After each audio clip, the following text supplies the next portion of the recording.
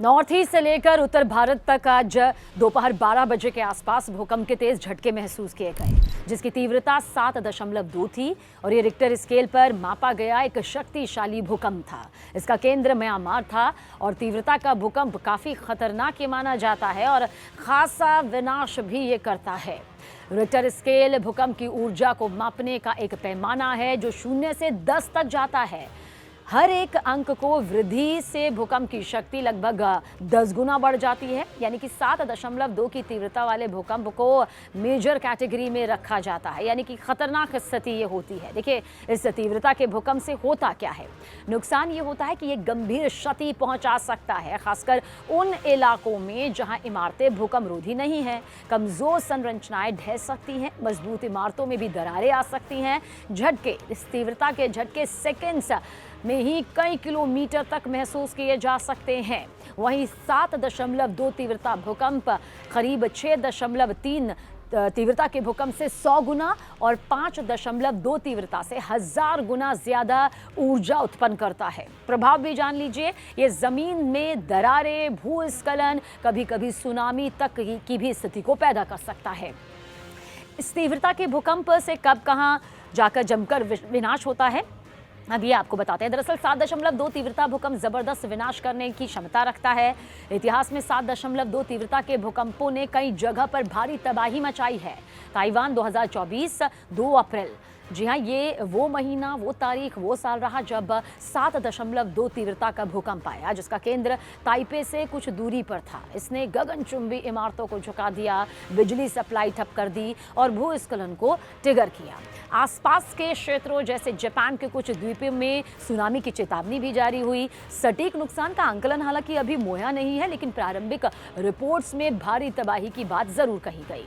Haiti याद होगा, साल 2021 14 अगस्त 2021 को हेती में 7.2 का ही तीव्रता वाला भूकंप आया, जिसने दक्षिणी इलाकों, खासकर कई ऐसे इलाके थे जिसे अपनी चपेट में ले लिया, पूरी तरह से तबाह कर दिया। करीब 2200 से ज्यादा लोग मौत के मुंह में चले गए और 12,000 से ज्यादा लोग इसमें जख्मी भी हुए। हजारों इमारतें ढह गई थी और इसकी गहराई, जी हाँ, इसकी उतली गहराई 10 किलोमीटर ने विनाश को और ज्यादा बढ़ा दिया।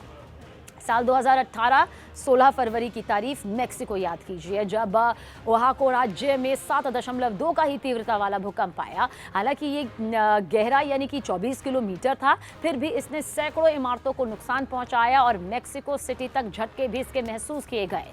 मृत्यु दर कम रही, लेकिन संरचनात्मकता जो क्षति थी वो बहुत बड़े स्तर की दर्ज की गई। वहीं 23 अक्टूबर साल 2011 तुर्की, जब वान प्रांत में 7.2 का ही तीव्रता के भूकंप ने 600 से ज्यादा लोगों को मौत के घाट उतार दिया, हजारों इमारतों को नष्ट कर दिया। इसके बाद 200 से ज्यादा जो आफ्टर शॉक्स थे उसने हालात को और ज्यादा बदतर बना दिया। देखिए, मोरक्को 2023 8 सितंबर, जब 7.2 तीव्रता का भूकंप आया, जिसने पूरी तरह से माराकेच के पास पहाड़ी इलाकों में भारी तबाही मचाई थी। सैकड़ों लोग मारे गए, कई गांव मलबे में दब गए और इसे 120 साल में सबसे ज्यादा खतरनाक शक्तिशाली भूकंप माना गया।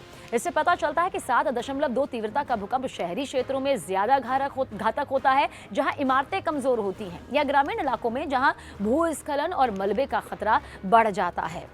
और जिस तरह से म्यांमार में 7.2 का ये भूकंप आया और उसके बाद ये खतरनाक स्थिति पैदा हुई, जिसने ये बता दिया कि बड़े से बड़ी इमारतें पल भर में ही कैसे ढह जाती है। काले धुएं का गुब्बार किस तरह से आसमान छूने लगता है, जिंदगी किस तरह से इसमें लापता हो जाती है। सवाल यही आ गया कि आखिर भूकंप को लेकर जो एक्सपर्ट्स लगातार बताते आए हैं कि आने वाले वक्त में कितना और खतरा इसका बढ़ सकता है, एक बार फिर से उसकी गवाही चीख कर इन तस्वीरों ने यहां पर दे दी, जो कि म्यांमार में लगातार 2 खतरनाक भूकंप के झटकों के बाद पैदा होती हुई इन स्थिति से सामने आ गई।